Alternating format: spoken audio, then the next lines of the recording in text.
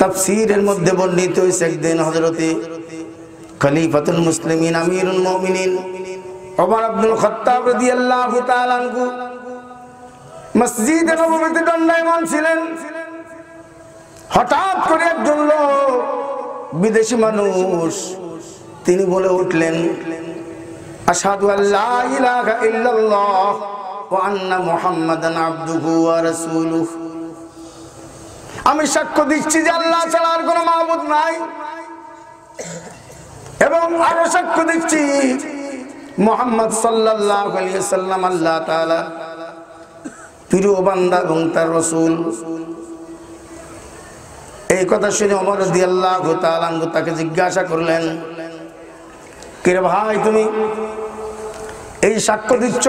বলে, হ্যাঁ হুজুর, আমি আগে মুসলমান ছিলাম, আপনাকে সাক্ষী রেখে আমি মুসলমান হয়ে গেলাম। ওমর রাদিয়াল্লাহু তাআলা আনহু জিজ্ঞাসা করলেন, তুমি মুসলমান হচ্ছ, এর পিছনে কি কোনো কারণ রয়েছে? লোকটি জবাব দিল, ইয়া আমিরুল মুমিনিন খলিফাতুল মুসলিমিন, আমি শুধু রোম সাম্রাজ্যের মানুষ, ও দেশের নাগরিক, আমি ও দেশের জেলখানার একজন দায়িত্বশীল অফিসার। আমাদের জেলখানায় একজন মুসলিম কয়েদি প্রায় সময় কুরআনুল কারীম তেলাওয়াত করে।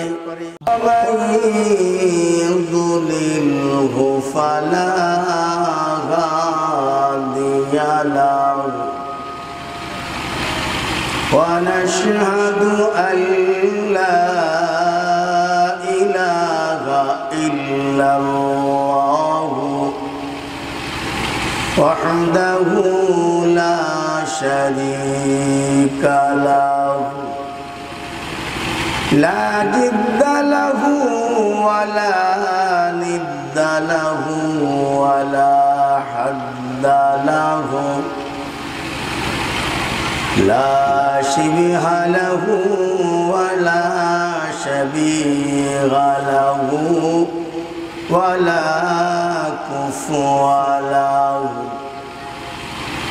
لا مثل له ولا مثال له ولا مثيل له لا معين له ولا مشير له ولا نصير له لا والد له ولا أولاد له ولا ولد له ونشهد أن سيدنا وسندنا وطبيبنا وطبيب قلوبنا وأولانا ومولانا محمدا عبده ورسوله أرسله الله تعالى بالحق بشيرا ونذيرا وداعيا إلى الله بإذنه وسراجا وقمرا منيرا أما بعد أعوذ بالله من الشيطان الرجيم بسم الله الرحمن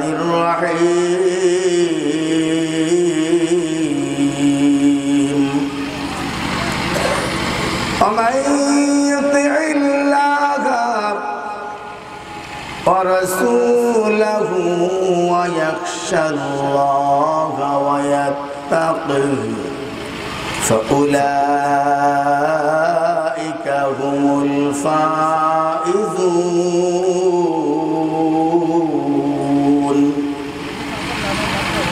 وقال النبي صلى الله عليه وسلم كن عالما أو متعلما أو مستمعا أو محبا ومعينا ولا تكن خامسا فتهلك أو كما قال عليه الصلاة والسلام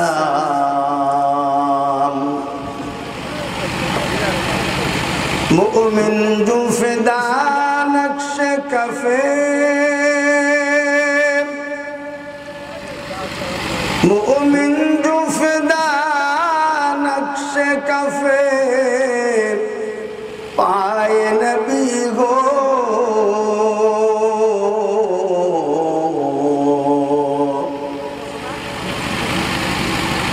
زیر قدم آج بھی عالم کا خزینہ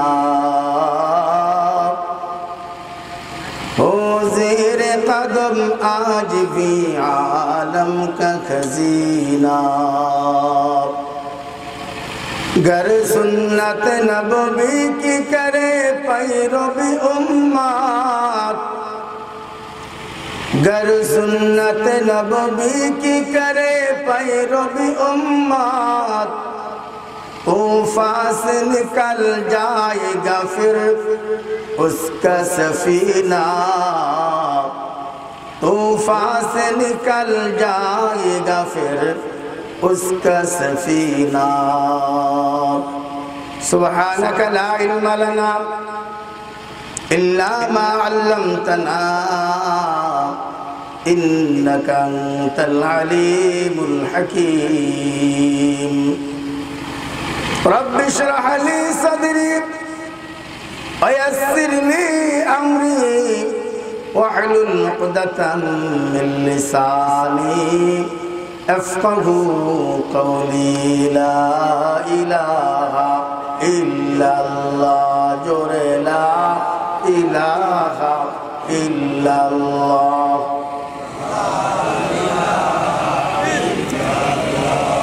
لا الہ الا اللہ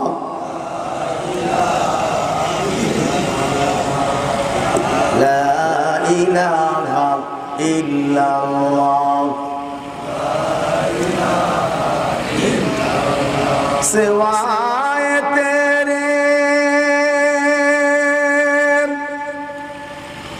محبوب حقیقی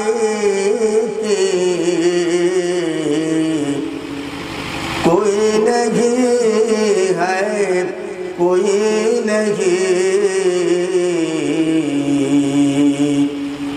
سوائے تیرے معشوق حقیقی کوئی نہیں گئی کوئی نہیں سوائے تیرے مشہود حقیقی کوئی نہیں گئے کوئی نہیں سوائے تیرے معبود حقیقی کوئی نہیں گئے کوئی نہیں اب تو رہے بس تا دم آخر ورد زبان میرے الہ لا الہ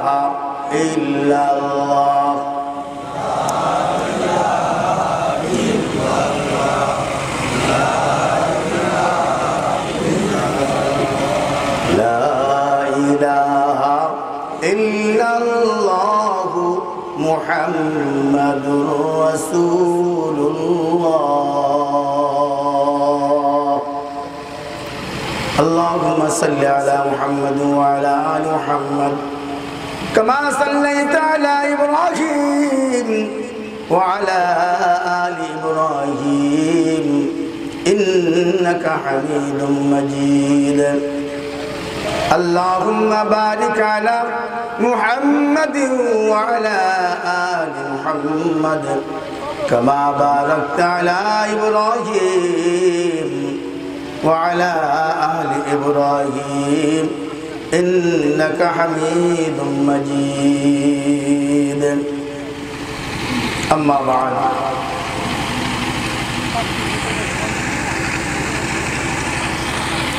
দুদিন ব্যাপী বার্ষিক তাফসীরুল কোরআন ওয়াজ মাহফিলের দ্বিতীয় দিবসের শেষ অধিবেশনের সম্মানিত সভাপতি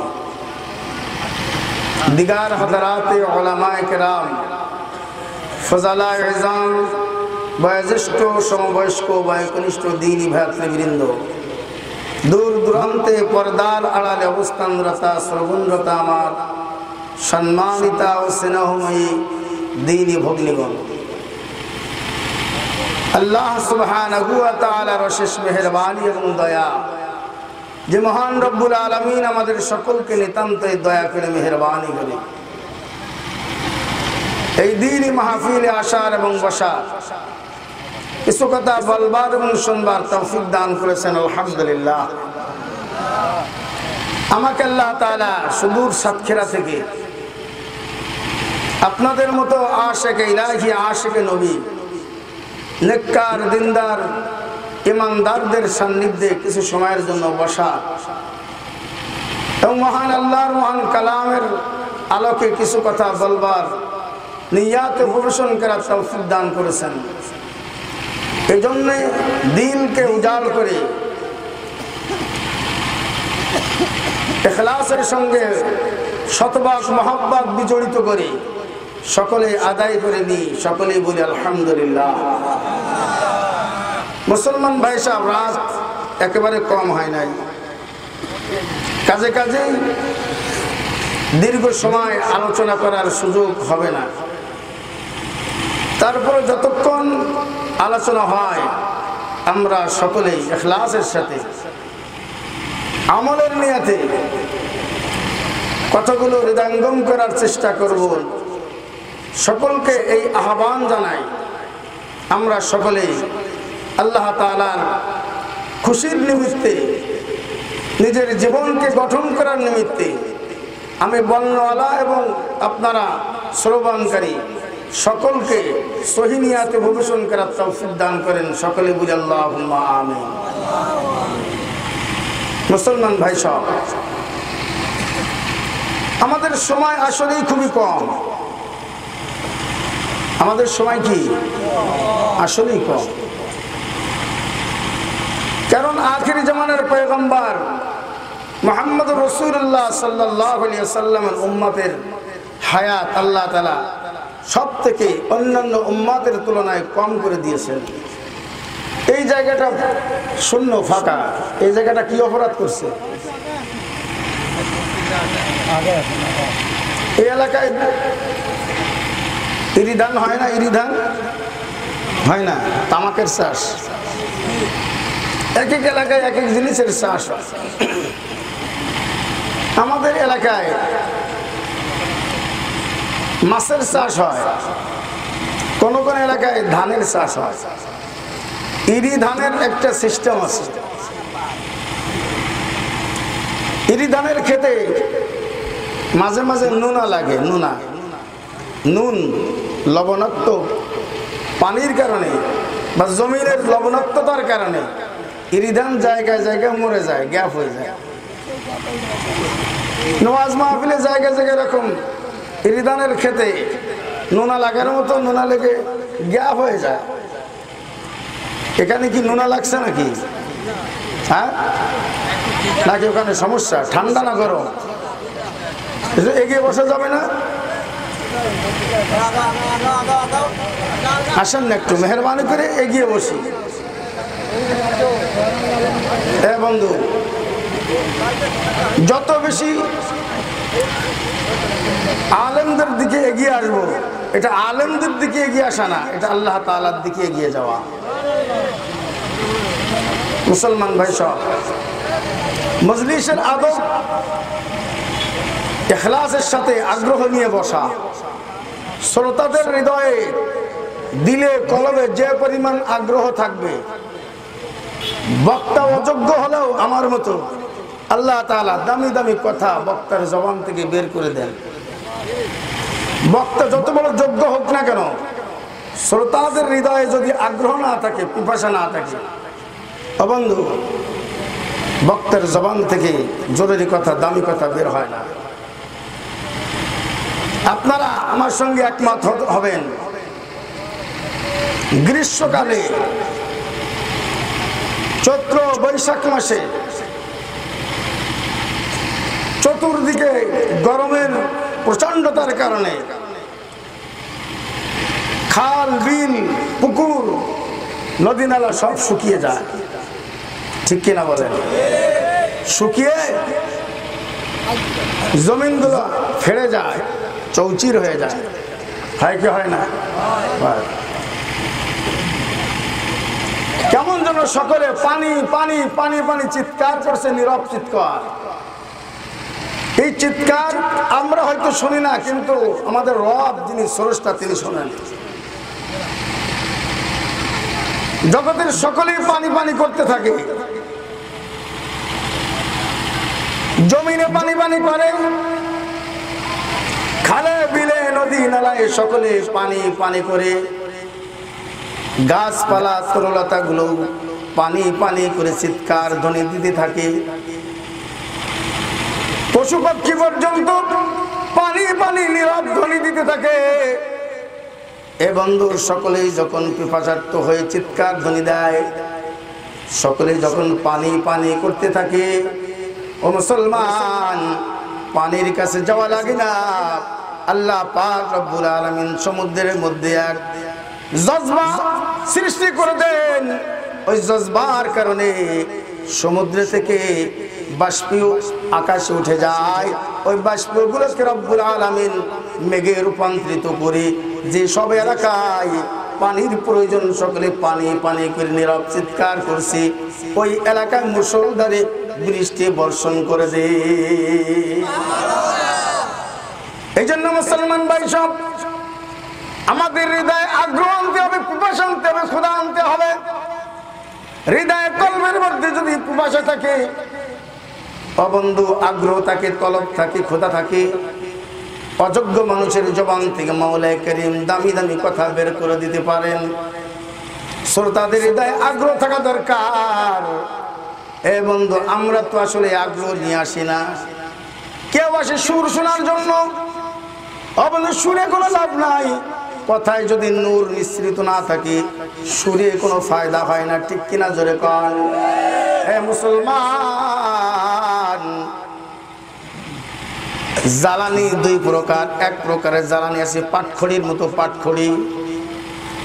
পাটখড়িতে যখন আগুন লাগানো হয়, পাটখড়ির আগুন দাও দাও দাও দাও করে জ্বলতে থাকে, কিন্তু বেশিক্ষণ লাস্টিং করে না। দ্রুত পাটখড়ি জ্বলে ভস্মীভূত হয়ে যায়, ছাই পর্যন্ত বন্ধু খবর থাকে না। কিন্তু কিছু কাঠ আছে, কাষ্ঠ আছে, জ্বালানি আছে, মেহগনি, বেলকাঠ, ইত্তা কাঠ, কিছু বরকতময় জ্বালানি আছে। এগুলির আগুন পাটখড়ির আগুনের মতো অত উচ্চাঙ্গের আগুন দেখা যায় না, বাহ্যিক আগুনের স্ফুলিঙ্গ তো দেখা যায় না। এই কাঠের আগুন নীরবে নীরবে জ্বলতে থাকে, দেখতে অবন্ধ নীরব, কিন্তু এর আগুনের তাপ পাটখড়ির আগুনের তুলনায় শতগুণ বেশি। এই জন্য মুসলমান আমরা সুরের দিকে খেয়াল করবো না। আমরা যদি আগ্রহ নিয়ে বসতে পারি, আল্লাহ তাআলা অবন্ধুর সুর ছাড়াই কিছু নূরানি কথা, নূরুল্লাহ কথা আমাদের শোনার তৌফিক দান করতে পারেন।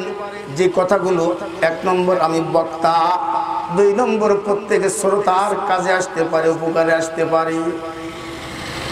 মুসলমান ভাই সব, আমি মহাগ্রন্থ আল কোরআনের বিখ্যাত সূরা সূরাতুন নূর, যে নূরের কথা বলছিলাম, এই নূর নামক একটা সূরা সূরাতুন নূর, সূরাতুন নূরের বিখ্যাত আয়াত তেলাওয়াত করেছে। 52 নম্বর আয়াত আপনাদের খেদমতে তেলাওয়াত করেছি। বিস্তারিত ব্যাখ্যার সুযোগ আজকে পাবো না মুসলমান, তবে আল্লাহ তাআলা যে তৌফিক দান করেন সংক্ষিপ্তভাবে কিছু কথা বলার চেষ্টা করব। আমি পবিত্র কোরআনুল কারীমের বিখ্যাত সূরা সূরাতুন নূরের বিখ্যাত আয়াত 52 নম্বর আয়াত তেলাওয়াত করেছি। বিখ্যাত আয়াত এই জন্য বলছি, সকল মুফাসসিরিন একমত, মুফাসসিরিন কিরাম একমত, পুরা কোরআনুল কারীম এই সূরাতুন নূরের 52 নম্বর আয়াতের ব্যাখ্যা। সুবহানাল্লাহ বলবেন না? আমি প্রায় জায়গায় বলে থাকি, মানুষ হাঁটে পায়ে না মাথা দিয়ে? পা দিয়ে হাঁটে না মাথা দিয়ে হাঁটে? পা দিয়ে হাঁটে, কিন্তু হাঁটার সময় এভাবে হাত নাড়ানাড়ি করে, কথা কয় না, ঠিক কিনা? তা হাত দিয়ে হাঁটে না মাথা দিয়ে হাঁটে? পা দিয়ে হাঁটে। তা হাত নাড়ায় কেন? বলে হাত যত নড়বে পা তত চলবে, ঠিক কিনা? হিসাব করে দেখেন, হাত যত চালাবেন পা দেখবেন দ্রুত চলবে, হাত আস্তে হয়ে যাবে তো হাঁটা আস্তে হয়ে যাবে। তো বক্তার কথা চলবে যদি শ্রোতারা চলে, শ্রোতা যদি মাঝে মাঝে হাহু না বলে, আওয়াজ না দেয়, বক্তা কথা বলে মজা পায় না। কারণ আল্লাহ তাআলা এই সিস্টেম চালু করেছেন। আল্লাহ তাআলা সর্বপ্রথম ওয়াজ করেছেন, আলাস্তু বিরাব্বিকুম, আমি কি তোমাদের রব নই? আল্লাহ চালু করলেন, জিজ্ঞাসা করলেন। শ্রোতা ছিলাম আমরা সকলেই, আলহামদুলিল্লাহ। সেদিন আমরা সকলেই সমস্যার বলেছিলাম, বালা ওয়া শাহিদিনা, হে আল্লাহ অবশ্যই আপনি আমাদের রব, আপনি আমাদের সব, আপনি আমাদের স্রষ্টা, আপনি আমাদের মালিক, আপনি আমাদের অভিভাবক, আপনি আমাদের প্রতিপালক, আপনি আমাদের একমাত্র বিধানদাতা, আপনি আমাদের একমাত্র জীবনদাতা, মরণদাতা, আপনি আমাদের একমাত্র মহান মাবুদ, ইবাদতের একমাত্র উপযুক্ত মহান সত্তা। আল্লাহ তাআলা প্রশ্ন করেছিলেন আর আমরা জবাব দিয়েছিলাম। প্রশ্ন এবং উত্তরের মধ্যে আল্লাহ তাআলা সব থেকে দামি ওয়াজটা সেদিন করেছিলেন, রব। রব এটাই হলো আসল ওয়াজ, রব। যাই হোক মুসলমান ভাই সব, এই আয়াতের সংশ্লিষ্ট একটি ঘটনা কিতাবে আছে, তাফসীর কবির সহ সকল তাফসীর কিতাবে ঘটনার উল্লেখ হয়েছে। তাফসীরের মধ্যে বর্ণিত হয়েছে, একদিন হযরতে খলিফাতুল মুসলিমিন আমিরুল মুমিনিন ওমর ইবনুল খাত্তাব রাদিয়াল্লাহু তাআলা আনহু মসজিদে নববীতে দণ্ডায়মান ছিলেন। হঠাৎ করে একজন লোক, বিদেশি মানুষ, তিনি বলে উঠলেন, আশহাদু আল্লা ইলাহা ইল্লাল্লাহ ওয়া আন্না মুহাম্মাদান আবদুহু ওয়া রাসূলুহু, আমি সাক্ষ্য দিচ্ছি যে আল্লাহ ছাড়া আর কোনো মাবুদ নাই, এবং আরো সাক্ষ্য দিচ্ছি মুহাম্মদ সাল্লাল্লাহু আলাইহি ওয়াসাল্লাম আল্লাহ তাআলা প্রিয় বান্দা এবং তার রাসূল। এই কথা শুনে ওমর রাদিয়াল্লাহু তাআলা আনহু তাকে জিজ্ঞাসা করলেন, কে রে ভাই, তুমি এই সাক্ষ্য দিচ্ছ? বলে, হ্যাঁ হুজুর, আমি আগে মুসলমান ছিলাম, আপনাকে সাক্ষী রেখে আমি মুসলমান হয়ে গেলাম। ওমর রাদিয়াল্লাহু তাআলা আনহু জিজ্ঞাসা করলেন, তুমি মুসলমান হচ্ছ, এর পিছনে কি কোনো কারণ রয়েছে? লোকটি জবাব দিল, ইয়া আমিরুল মুমিনিন খলিফাতুল মুসলিমিন, আমি শুধু রোম সাম্রাজ্যের মানুষ, ও দেশের নাগরিক, আমি ও দেশের জেলখানার একজন দায়িত্বশীল অফিসার। আমাদের জেলখানায় একজন মুসলিম কয়েদি প্রায় সময় কুরআনুল কারীম তেলাওয়াত করে, সুবহানাল্লাহ বলেন। জেলখানার কয়েদি কোরআন শরীফ তেলাওয়াত করে। আমরা কয়জন কোরআন শরীফ তেলাওয়াত করি? সব সময় তেলাওয়াত শিখি নাই তো তেলাওয়াত করবো কেমনি?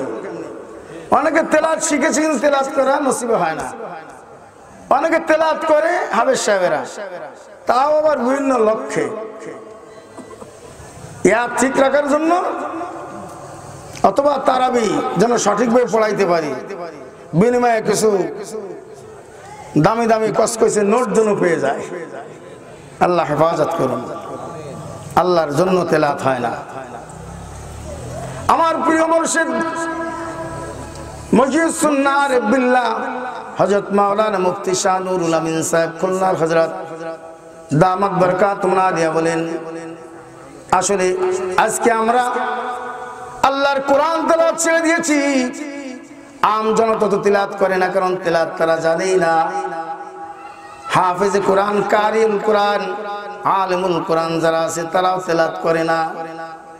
তারা মনে করে আমরা অনেক ভালো ভালো কাজ করি, কোরআন তেলাওয়াত করার সময় আমার কোথায়? হে মুসলমান, অথচ কোরআনুল কারীম ইসলামের মূল প্রাণ। কোরআনুল কারীম যে যত বেশি তেলাওয়াত করবে তার দিলের ময়লা, গুনার ময়লা তত বেশি সাফ হবে। মালিকের সঙ্গে তার তত বেশি মহব্বতের সম্পর্ক স্থাপিত হবে। প্রত্যেকটি হরফের বিনিময়ে কমপক্ষে 10টি করে নেকি তার আমলনামায় লিখে দেওয়া হবে। নেকির দরকার আছে কি আছে না? কার কার দরকার নাই? দিয়ে হাত তুলে দেখেন তো, দরকার নাই নেকি কার? মুসলমান ভাই সব, হাদিস শরীফে বর্ণিত হয়েছে কাল হাশরের ময়দান এমন এক ময়দান হবে যে ময়দানে ইয়াউমা ইয়াফিরুল মারউ মিন আখিহি ওয়া উম্মিহি ওয়া আবিহি ওয়া সাহিবাতিহি ওয়া বানি। আল্লাহ তাআলা নিজেই বলেন, নিজেই বিবরণী অগ্রিম আমাদের জানিয়ে দিয়েছেন। হাশরের ময়দানে এমন এক ময়দান হবে যেই দিন ইয়াফিরুল মারউ মিন আখিহি, ভাই ভাইকে দেখে পালাতে থাকবে, সন্তান মাকে দেখে পালাতে থাকবে, সন্তান পিতাকে দেখে পালাতে থাকবে, বন্ধু বন্ধুকে দেখে পালাতে থাকবে, স্বামী তার স্ত্রীকে দেখে, স্ত্রী তার স্বামীকে দেখে পালাতে থাকবে। এমন এক ভয়াবহ দিন হবে, নবীগণ মুহাম্মদ রাসূলুল্লাহ সাল্লাল্লাহু আলাইহি ওয়াসাল্লাম ব্যতীত সকল নবী রাসূল সেদিন ইয়া নাফসি করতে থাকবেন। এমন এক ভয়াবহ দিন হবে, ভাইকে দেখে ভাই পালাতে থাকবে। প্রাসঙ্গিক হিসেবে বলি, তাফসীরের মধ্যে আছে পিতা মাতার আগে ভাইয়ের কথা কেন বলা হলো, ভাইকে দেখে ভাই কেন পালাবে, এরপরে মায়ের কথা বলা হয়েছে। ও মুসলমান, দুনিয়াতে সব থেকে শ্রেষ্ঠ সাহায্যকারী বন্ধু হলো আপন ভাই। মায়ের অন্তরে সন্তানের প্রতি দরদ সব থেকে বেশি, কিন্তু মা চাইলেই সন্তানকে উপকার করতে পারে না। সন্তান যদি কোথাও বিপদে পড়ে যায়, কেউ সংবাদ না পেল, কাঁদছো কেন, কি হয়েছে তোমার?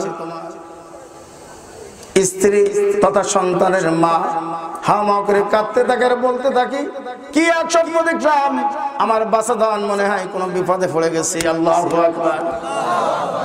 বন্ধু, দুনিয়ার কোন সাংবাদিক টের পায় না, সকলের আগে টের পায় কি? মা টের পায়। হে কপাল পোড়া সন্তান, তুমি সেই মায়ের সঙ্গে আজকে দুর্ব্যবহার করো। তোমার কপাল যদি না পড়ে থাকতো, মায়ের সঙ্গে তুমি দুর্ব্যবহার করতে পারতে না। মায়ের সঙ্গে দুর্ব্যবহার করার কারণে আল্লাহর নবীর প্রিয় সাহাবী হযরত আলকামা রাদিয়াল্লাহু তাআলা আনহু পর্যন্ত বেঈমান হয়ে মারা যাইতেছিলেন। ঘটনা প্রসিদ্ধ, সকলে আমরা জানি। আলকামা রাদিয়াল্লাহু তাআলা আনহুর স্ত্রী দয়ার নবীর কাছে সংবাদ পাঠিয়েছে, ইয়া রাসূলুল্লাহ, আপনার আলকামা মনে হয় আর বাঁচবে না, বেশিক্ষণ মনে হয় বাঁচবে না, আপনি কি করতে হবে ব্যবস্থা গ্রহণ করুন। দয়ার নবী সাল্লাল্লাহু আলাইহি ওয়াসাল্লাম 4 সাহাবাকে পাঠালেন, আমির করে দিলেন হযরত আলী রাদিয়াল্লাহু তাআলা আনহুকে, আর বলে দিলেন, যাও আমার আলকামার পাশে গিয়ে তোমরা কালেমার তালকিন করতে থাকো। কালেমার তালকিনের অর্থ হলো তাকে কালেমা পড়তে বলা নয়, বরং জোরে জোরে আওয়াজ করে করে তার সামনে গিয়ে কালিমার জিকির করা। কারণ হাদিস শরীফে আছে, যার প্রথম কথা হবে লা ইলাহা ইল্লাল্লাহ, আখের শেষ কথা হবে লা ইলাহা ইল্লাল্লাহ, ও বন্ধু তার মধ্যবর্তী সকল গুনাহ আল্লাহ তাআলা মাফ করে দিবে। আলী রাদিয়াল্লাহু তাআলা আনহু অপার তিন সাহাবীকে আলকামা রাদিয়াল্লাহু তাআলা আনহুর শিওরে গিয়ে হাজির হয়ে গেছে। তাকে গিয়ে কালিমার তালকিন দিচ্ছেন, অর্থাৎ জোরে জোরে কালিমার জিকির করছেন। ও মুসলমান, কিন্তু দুঃসংবাদ নবীজির কানে আসলো। আলকামা ইশারা ইঙ্গিতে বলছে, আমি চাচ্ছি কালিমা পড়বো, কালিমা তোমার জানা আছে কিন্তু জবানে কালিমা আসছে না। কালিমা আমাদের জানা আছে না? আছে কি আছে না? কার কার জানা আছে একটু জোরে বলেন তো। লা ইলাহা ইল্লাল্লাহ, লা ইলাহা ইল্লাল্লাহ, লা ইলাহা ইল্লাল্লাহ, লা ইলাহা ইল্লাল্লাহ, মুহাম্মাদুর রাসূলুল্লাহ।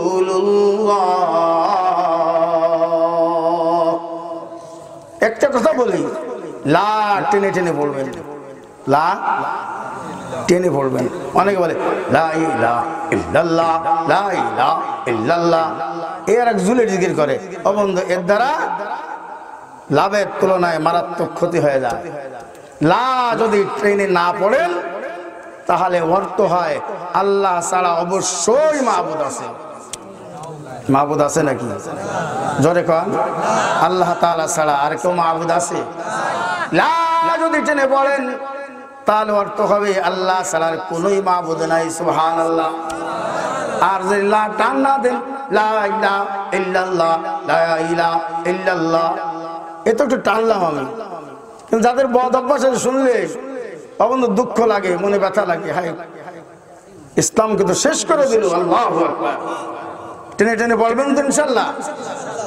ও বন্ধু, আমার নামাজ হচ্ছে না, আমার ইবাদত হচ্ছে না, শ্রেষ্ঠতম ইবাদত নামাজ। তার কারণ কি? নামাজের সূরা কেরাত শুদ্ধ নাই, ঠিক কিনা বলেন?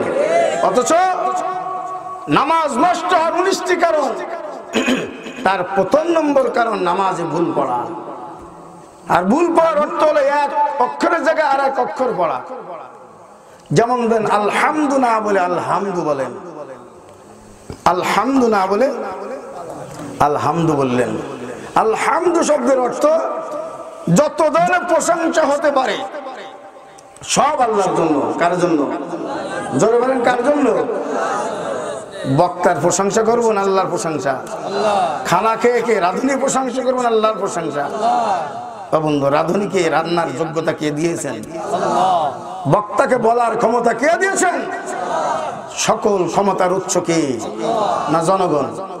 সকল ক্ষমতার উৎস আরো জোরে বলেন, আরো জোরে বলেন, আল্লাহ রাব্বুল আলামিন সকল ক্ষমতার উৎস, ঠিক কিনা?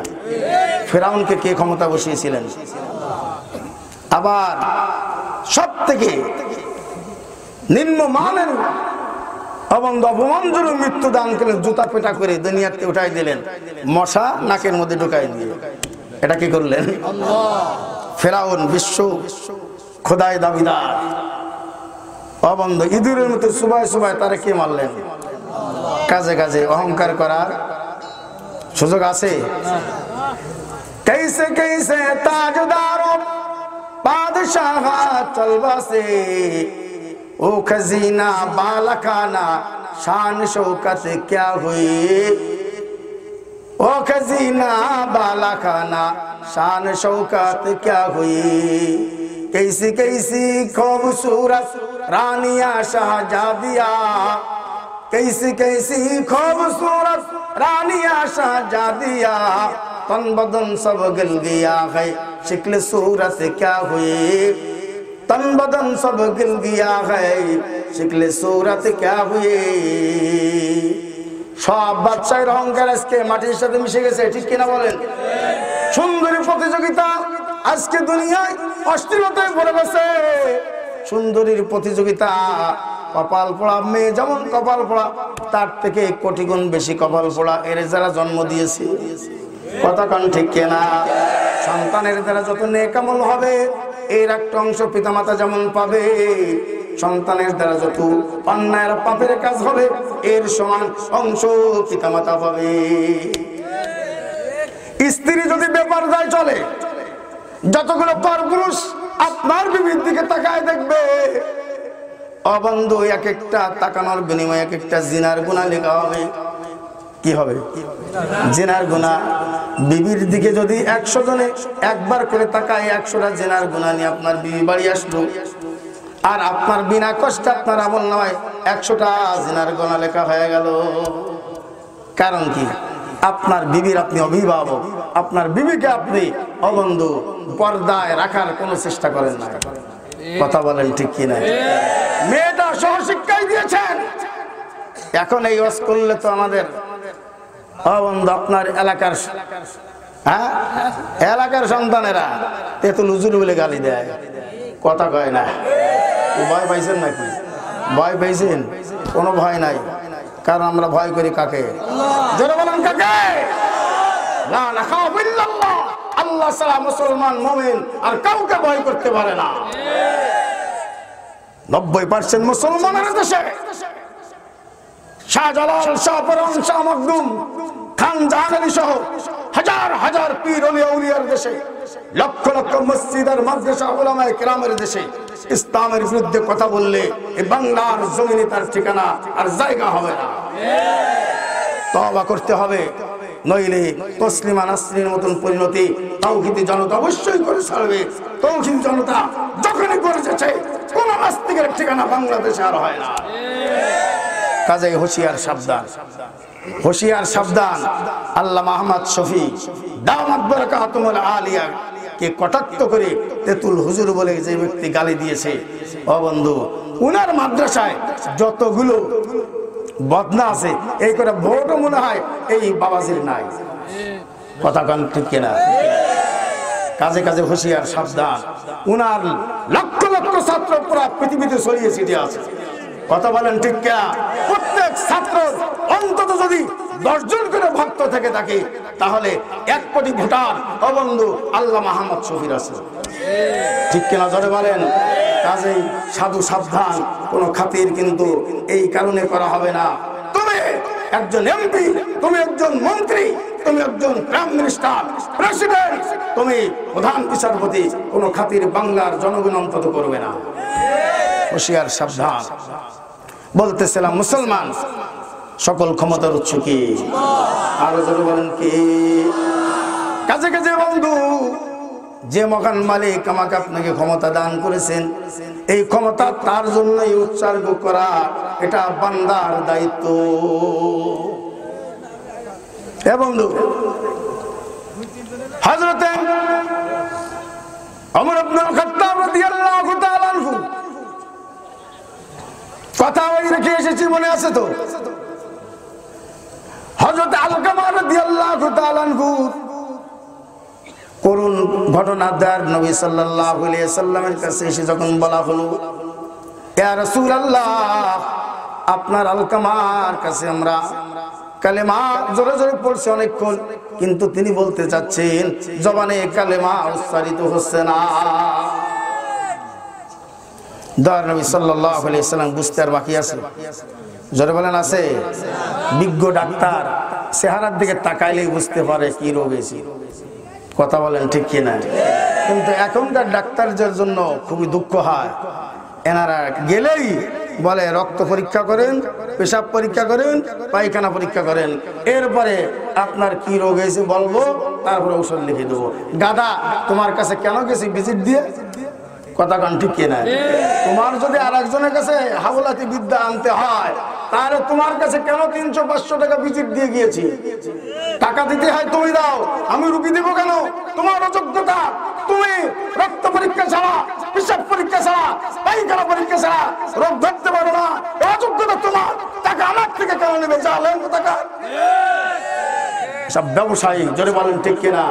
হয়তো একদম মূর্খ, অথবা অবন্ধু কমিশনের লোভে আজকে এই ঔষধ লেখার আগেই লিখে দেয় এই পরীক্ষা করে নিয়ে আসে। কথা বলেন ঠিক কিনা? বাস্তব কথা বলছি, মিথ্যাচার করছে না। কমপক্ষে 50% 60% কমিশন আজ এই জালেম টাকার ডাক্তারগুলো পায়। কোন গরিব পরোয়া করে না, গরিবের দিকে তাকায় না। অবন্ধু, তোমার যখন আল্লাহ তাআলা একটা ফোঁড়া দিবেন ডাক্তার মশাই, তোমার সব সঞ্চিত ধন সম্পদ জমি জায়গা মুহূর্তে শেষ হয়ে যাইতে পারে। কাছেই অন্তত জুলুমটা করবে না। ঠিক কে নজরে বলেন? জুলুম মাওলানা কারীম সহ্য করেন না, আর শিরক মাওলানা কারীম সহ্য করেন না। জুলুমের গুনাহ আর শিরকের গুনাহ আল্লাহ তাআলা দুনিয়ায় ক্ষমা করবেন না, আখিরাতে অবন্ধু এর বিচার হবে। তারপরে ক্ষমা হবে কি হবে না সেটা আখিরাতে অবন্ধু চূড়ান্ত ফয়সালা হবে।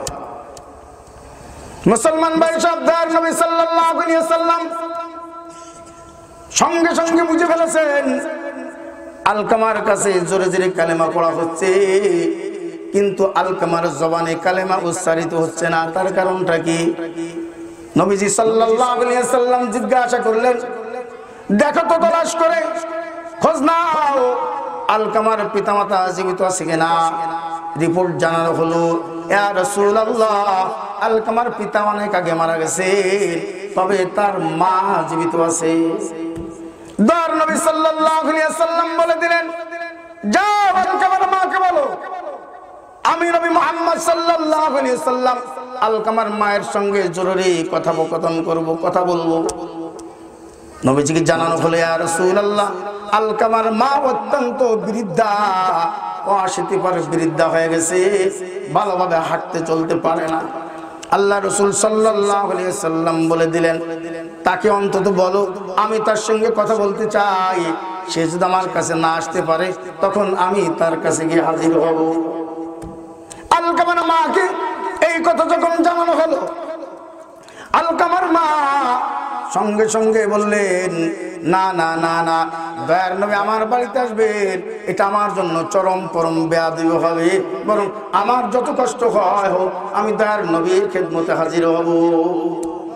জোরে বলেন সুবহানাল্লাহ, আর জোরে বলেন সুবহানাল্লাহ।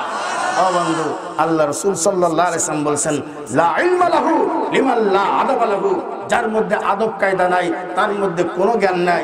হোক সে মাস্টার্স পাস, হোক সে কামেল পাস, হোক সে দাওরা আর মুফতি পাস, মুফাসসির পাস, বিশ্ববিখ্যাত বক্তা হোক না কেন, আদব যদি তার মধ্যে না থাকে, ও বন্ধু, আল্লাহর রাসূল সাল্লাল্লাহু আলাইহি ওয়াসাল্লাম দ্ব্যর্থহীন ভাষায় বলেছেন, সে গন্ড মূর্খ ছাড়া আর কিছু না।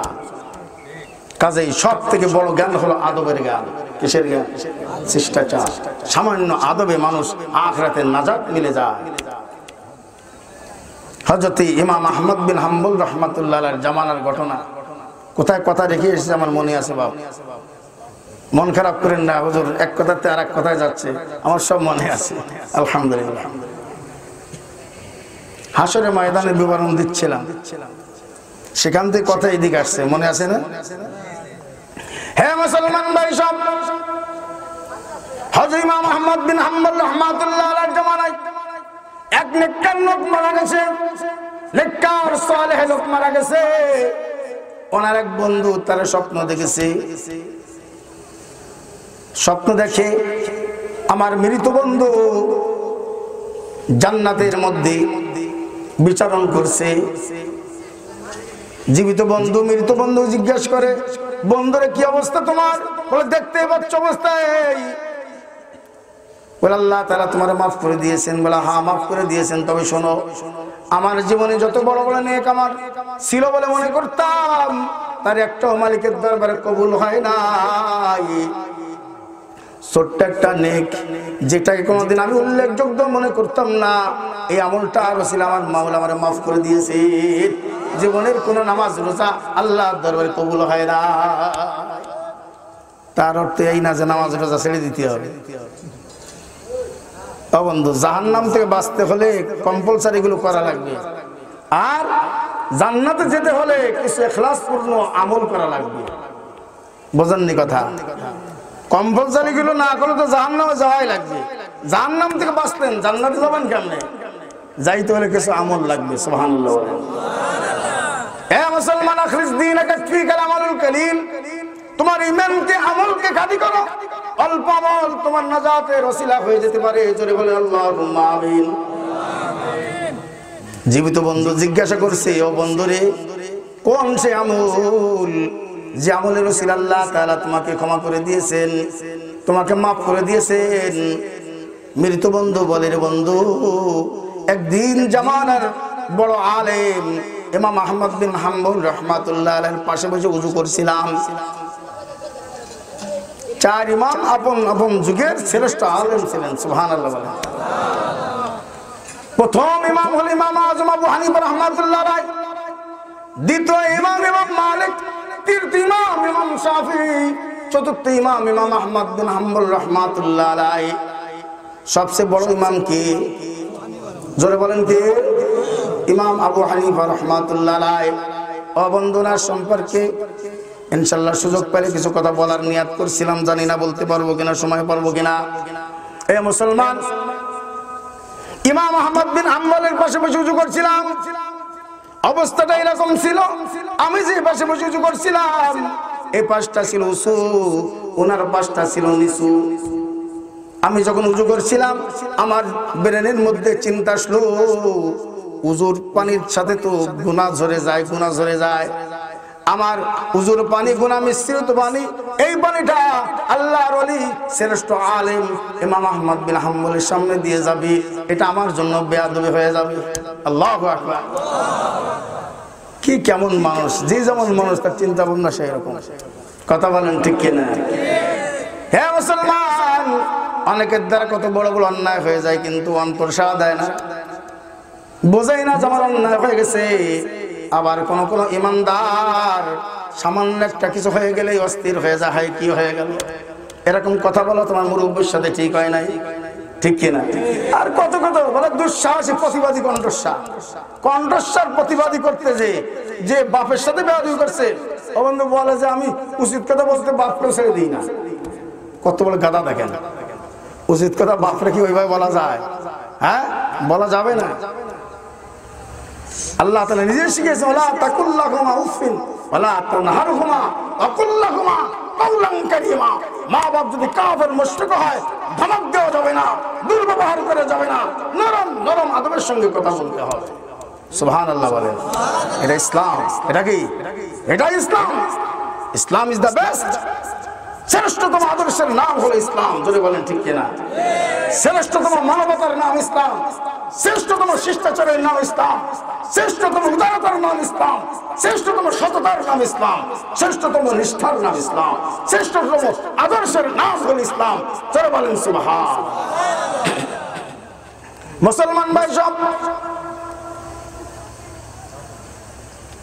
নেককার বান্দা বলছেন, যখন আমার ব্রেনে চিন্তা আসলো, আমি উঠে গিয়ে ওনার বাম পাশে গিয়ে বসলাম। ওনার উযু করা পানি আমার সামনে দিয়ে যায়, যাক আমার উযু করা পানি গুনাহ মিশ্রিত পানি যেন ওনার সামনে দিয়ে না যায়। কারণ হাদিস শরীফে আসছে, বান্দা যখন উযু করে তো প্রথম যখন দুই হাত ধৌত করে, এই হাতের দ্বারা যে ছোটখাটো গুনাহ হয়ে গেছে উযুর পানির সাথে ঝরে যায়। এরপরে যখন কুলি করা হয়, কি করা হয়? কুলি করার সময়, ও বন্ধু, আমার মুখের ভিতর যত ধরনের গুনাহ ছিল, সগীরা গুনাহগুলো ঝরে যায় কুলি করার পানির সঙ্গে। তো কুলি করার আগে আবার মেসাক করতে হয়। কি করতে হয়? মেসাক করতে হয়। মেসাক আছে তো সবার? হ্যাঁ, এই যে মেসাক, মেসাক করে নামাজ পড়লে এক নামাজে 70 গুণ সওয়াব। আর মেসাক করে নামাজ পড়লে মৃত্যুর সময় কালেমা নসিব হয়। এটা দরকার নেই কার কার? মৃত্যুর সময় কালেমা নসিব হওয়া। সারা জীবনের সব নেক আমল ব্যর্থ যদি কালেমা নসিব না হয়, ঠিক কিনা? জোরে বলেন। কাজে বন্ধু, আমল ছোট কিন্তু লাভ অনেক বড়। কথা বলেন ঠিক কিনা? আজকের থেকে কি নিয়াত করা যায়? ইনশাআল্লাহ। কে কে নিয়াত করতে পারেন? দু হাত তুলে দেখান মালিককে। আল্লাহু আকবার, নারায়ে তাকবীর। আল্লাহ তাআলা কবুল করুন। কোরআন সুন্নাহের আলো, কোরআন সুন্নাহের আলো। শুধু ঘরে ঘরে জ্বালবেন, বাইরে জ্বালা লাগবে না। তাহলে কি বলবেন? কোরআন সুন্নাহের আলো। ঘরে বাইরে, সংসদে জ্বালা লাগবে না, হ্যাঁ, দোকানে জ্বালা লাগবে না। প্রতিষ্ঠানে জ্বালা লাগবে না, সহশিক্ষার অভিশাপ দূর করার জন্য ওখানে ইসলাম লাগবে না। কথা বলেন ঠিক কিনা? তাহলে কি বলতে হবে? কোরআন সুন্নাহের আলো সবখানে জ্বালো, সবখানে জ্বালো। এক কথায় সব পোকা মরে যাবে। ঠিক কিনা জোরে বলেন? কোরআন সুন্নাহের আলো, কোরআন সুন্নাহের আলো, লিল্লাহি তাকবীর। আল্লাহ তাআলা কবুল করুন। মিসওয়াকের কথা আসলো, সুন্নাত তরিকা বলে নেই। দুই হাতের কবজি পর্যন্ত 3 বার ধৌত করার পরে মিসওয়াকটা ভিজিয়ে পাবন দুপুরের দাঁত মাঝখান থেকে ডানে এইভাবে যেতে হবে, বা এইভাবে যাওয়া যায়, দুরকম বর্ণিত আছে। এরপরে বামে, এরপরে নিচে, মাঝখান থেকে ডানে, এরপরে নিচে, মাঝখান থেকে বামে, এরপরে ভিতরে। একবার করা সুন্নতে মুআক্কাদা আর 3 বার করা মুস্তাহাব।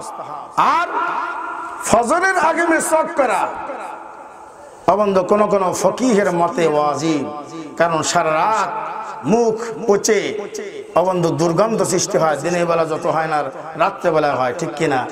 আর এই দুর্গন্ধ নিয়ে যখন আপনি নামাজে দাঁড়াবেন, ও বন্ধু, ফেরেশতা আপনার মুখে থুতু দিয়ে, ও বন্ধু, ধমক দিয়ে আর অভিশাপ দিতে দিয়ে গালিগালাজ করতে করতে চলে যায়। কারণ হাদিস শরীফে আসছে, বান্দা যখন নামাজে দাঁড়ায় তো না তার জবান থেকে যে সূরা কিরাত, দোয়া দুরূদ বের হয়, এগুলো নেওয়ার জন্য এক ফেরেশতা এসে হা করে, ও বন্ধু, আপনার আমার মুখের কাছে এইভাবে দাঁড়িয়ে যায়। যা কিছু বলে ফেরেশতার পেটের মধ্যে ঢুকে যায়। ও বন্ধু, দুর্গন্ধ লোকের সঙ্গে যদি আপনি কথা বলেন মুখের কাছে মুখ নিয়া, তাহলে যে দুর্গন্ধ হয় সঙ্গে পেটের মধ্যে চলে যায় না? বমি আসতে থাকে না? আপনার আমার মতো পচা মানুষের যদি বমি আসে, ফেরেশতারা নিষ্পাপ, তাদের কেমন আসতে পারে? ঠিক কিনা যদি বলেন? এই জন্য দয়ার নবী সাল্লাল্লাহু আলাইহি সাল্লাম আতর ব্যবহার করতেন। কি ব্যবহার করতেন? কারণ আমার সুগন্ধির দ্বারা আরেকজনের চিত্ত যেন বিকশিত হয়, উৎফুল্ল হয়, খুশি হয়। ঠিক কিনা? আমার দেহের দুর্গন্ধের দ্বারা যেন অন্যের কোনো প্রকারের কষ্ট না হয়। কারণ আল্লাহ রাসূল সাল্লাল্লাহু আলাইহি ওয়াসাল্লাম বলছেন, আল মুসলিমু মান সালিমাল মুসলিমুনা মিন লিসানিহি ওয়া ইয়াদিহি। মুসলমান তাকে বলা হয় যার আচার ব্যবহার দ্বারা অন্য কোনো মুসলমান কষ্ট পায় না। সুবহানাল্লাহ বলেন। মুসলমান কষ্ট পাবে না তো অমুসলমান কষ্ট পাবে নাকি? হ্যাঁ, মুসলমানকে বিনা কারণে কষ্ট দেওয়া যাবে? এমনকি একটা পিপিলিকাকে পর্যন্ত বিনা অপরাধে কষ্ট দেওয়া হারাম। ঠিক কিনা জোরে বলেন? এর নাম হলো ইসলাম। এর নাম কি? মুসলমান ভাই সব প্রত্যেক অঙ্গ 3 বার করে ধৌত করা বুঝুন আদব। কুলি 3 বার করতে হবে কয়বার? কয়বার? আর নাকে পানি, নাকে পানি কি করতে হবে? দিতে হবে নাকি? না টানতে হবে?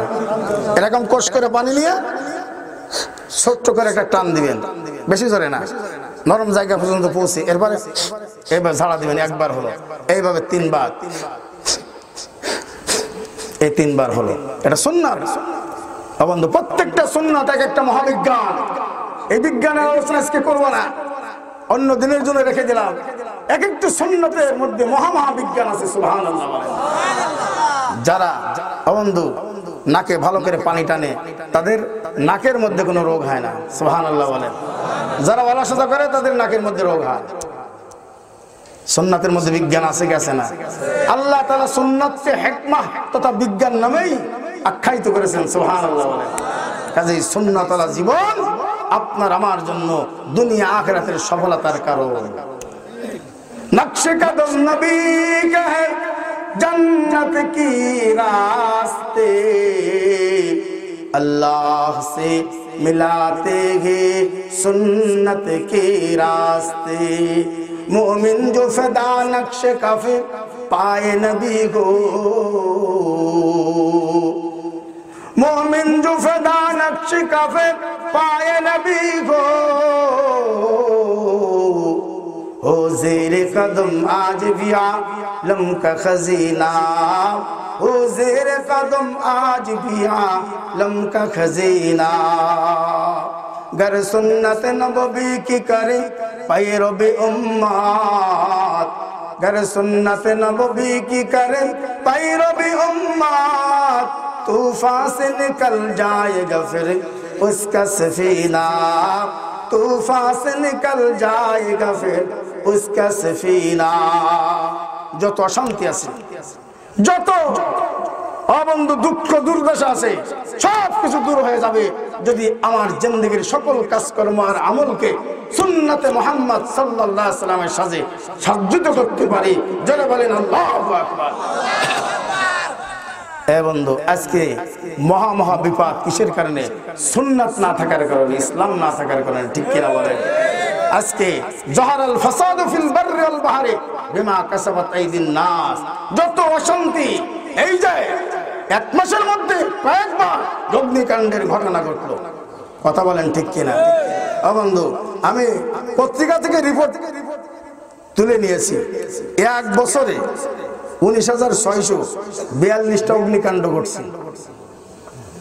এক বছর 19,642টা অগ্নিকাণ্ড ঘটছে ছোট্ট বাংলাদেশে। কোথায় আছেন? যাতে নিহত হয়েছে 130 জন, 664 জন আহত হয়েছে, 430 কোটি টাকার ক্ষতি হয়েছে। আর বিগত 10 বছরে 1,50,215টা অগ্নিকাণ্ড ঘটছে আমাদের দেশে, যাতে মারা গেছে প্রায় 2,000, 13,000 লোক আহত হয়েছে, আর 649 কোটি 72 লক্ষ টাকার ক্ষতি হয়েছে। কিসের কারণে? কথা কয় না, অগ্নিকাণ্ডের কারণে। বন্ধু, এই অগ্নির ভিতরেই তো নমরুদ। আমাদের জাতির পিতার নাম কি? কথা কয় না, লজ্জা লাগে। জাতির পিতার নাম কি? করতে চায় না। বঙ্গবন্ধু শেখ মুজিবুর রহমানকে জাতির পিতা বলতে বলতে জাতির পিতার নাম ভুলে গেছে। আরে উনি বাঙালি জাতির পিতা, এতে আমাদের কোনো আপত্তি থাকার কথা না, কিন্তু মুসলমান জাতির পিতা কে? মুসলমান জাতির পিতা মিল্লাত আবিকুম ইব্রাহিম হুয়া সাম্মাকুমুল মুসলিমিন, বলে আল্লাহু আকবার। এই আগুনের মধ্যে ফেলছিল নমরুদ, কিন্তু এই আগুন কি কোনো ক্ষতি করতে পারছে? কথা বলেন। কারণ তার ভরসা ছিল কার উপরে? দিলে ছিল আল্লাহর ভালোবাসা, আর দিলে ছিল আল্লাহর প্রতি ভরসা। জোরে বলেন ঠিক কিনা? জবানে ছিল মালিকের জিকির। হে মুসলমান, হযরত আবু দারদা রাদিয়াল্লাহু তাআলা আনহু একদিন এই বয়ান করছিলেন। হঠাৎ করে একজন এসে বলছে, হে আবু দারদা, আপনি এখানে বয়ান করেছেন, আপনার বাড়ি তো আগুনে পুড়ে গেছে। আবু দারদা রাদিয়াল্লাহু তাআলা আনহু বলছেন, রে না রে, তুমি ভুল কথা বলছো, তুমি সঠিক কথা বলছো না। উনি কি এখানে বসে দেখতে পাচ্ছে নাকি? কিন্তু বলে দিলেন যে তুমি ভুল কথা বলছো। সুবহানাল্লাহ বলেন। কিছুক্ষণ পরে আর একজন এসে বলছে, হে আবু দারদা, আল্লাহ তাআলার শুকর আদায় করুন। উনি বললেন, আলহামদুলিল্লাহ। কেন শুকর আদায় করবো? আপনার এলাকার সকল বাড়ি পুড়ে, আগুনে পুড়ে, অগ্নিদগ্ধ হয়ে শেষ হয়ে গেছে, আপনার ঘরটা পড়ে নাই। উনি বলছে, হ্যাঁ তুমি ঠিক কথা বলছো। লোকেরা হতবাক, কিরে আগের কথা ভুল, এর কথা সঠিক, উনি বুঝলো কেমনে? আর এটা হলোও বা কি করে? সকলে বাড়ি পুড়ে গেল, ওনারটা পুড়লো না, ঘটনাটা কি? জিজ্ঞাসা করা হলো, উনি জবাব দিলেন, কখন আমার বাড়ি আগুনে পুড়তে পারে না, কারণ আজকে সকালেও আমি সেই আমলটা করেছি, যে আমলটা আমার নবী সাল্লাল্লাহু আলাইহি ওয়াসাল্লাম আমাকে শিক্ষা দিয়েছে, আর বলেছেন কোন মাখলুক তোমাকে ক্ষতি করবে না। Hey there. Subscribe to my channel. And also press this bell icon, so you never miss any new updates, cause whenever we upload new video you will get a notification on your phone.